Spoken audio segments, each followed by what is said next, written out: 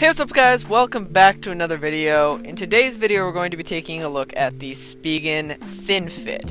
So this is the Spigen Thin Fit for the iPhone 6s. Now this does come in a variety of different phones. So you got it for your 6, your 6s, your 7, 5s, 5C, all of that stuff, and it does come in a variety of colors. Now it ranges in price from about $10 to $12 depending on which color you want it in. Now I have had one of these cases before, and as you can see I did quite a bit of damage to it. I broke this whole corner off up here, and as you can see I broke it right there and also right up here. So now this is not really the case's fault. I had it half off the phone and dropped it about 3 feet. So it did end up breaking, but I really can't blame the case. But I figured I'd mention I did have a lot of experience with this. In fact, the fact that it's so broken in the corner here is because I continued to use it for months after I broke it. So now jumping right into the cons, there are just a couple of very small ones that I figured I'd mention. First of all, this camera surround here does stick out just slightly from the case. So when you rest it on a flat surface, it does stick up just slightly. I would have preferred that to be flush with the phone, although I'd assume they raised it to protect the camera a bit more. Second, there is no Apple logo cut out. Now there is a reason for that, and I will get into that in the pros, but the 6 version of this case did have 2 versions, one with and one without it cut out. The one with was called a Thin Fit A case, which I'd assume stands for Apple logo or something of the sort, but it did have a hole in the back to show through the Apple logo. But the newer ones do not. Now, finally, my only other con is that it does have a Spigen logo on it. Now, that doesn't bother me because I do like Spigen quite a lot. I don't mind supporting them as a brand, but I know a lot of people are bothered by branding, and that certainly is something to note. Now, as far as pros are concerned, we will get into the reason why there is no Apple logo cut out. So if we take out the phone here, you can see there is an indentation where you can fit the metal plate that you use for the car vent mount.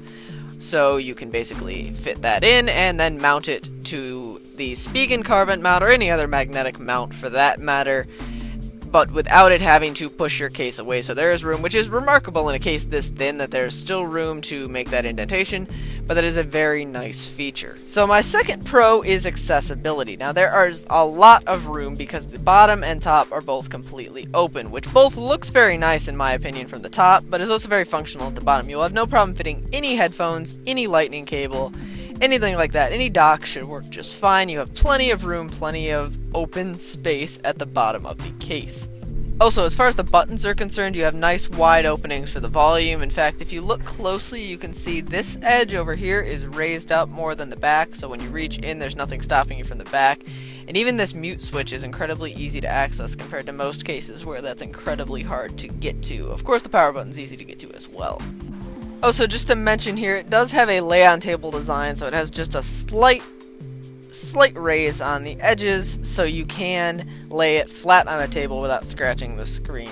Also, if you're worried about the top and bottom being opening, these do come just barely over the edges, so it will not hit the top if it lands flat on a surface, but of course if you hit a corner, it will leave a mark. So as far as my final pro for this case is concerned, it's a simple one, and it's just the feel in hand. This case feels phenomenal. It's incredibly thin, which I really appreciate in a case. It's amazing because it's so simple, but yet it's just so thin. And the material is this nice matte, kind of rubber-like plastic that gets a nice grip to it, but is not to the point where like stuff sticks to it. It feels incredibly form-fitting to the phone. It feels like it fits perfectly on the phone. And it just feels great. In fact, I think when I'm holding it, it almost feels better than having no case, which is absolutely remarkable. I've never had a case like it before, and it's just great. So, in conclusion, I would definitely give it a 5 out of 5 star. It is my favorite phone case I've had for any of my phones, any of my iPods, any of my friends' phone cases I've seen, and that includes $100 cases, like Life-Proof cases, and Tough Armor cases, and OtterBox cases, and just all sorts of things. I just love this case. It's great. It's incredibly simple, but it does such a great job at it. It feels so thin too, but you don't have to worry about scratching anything.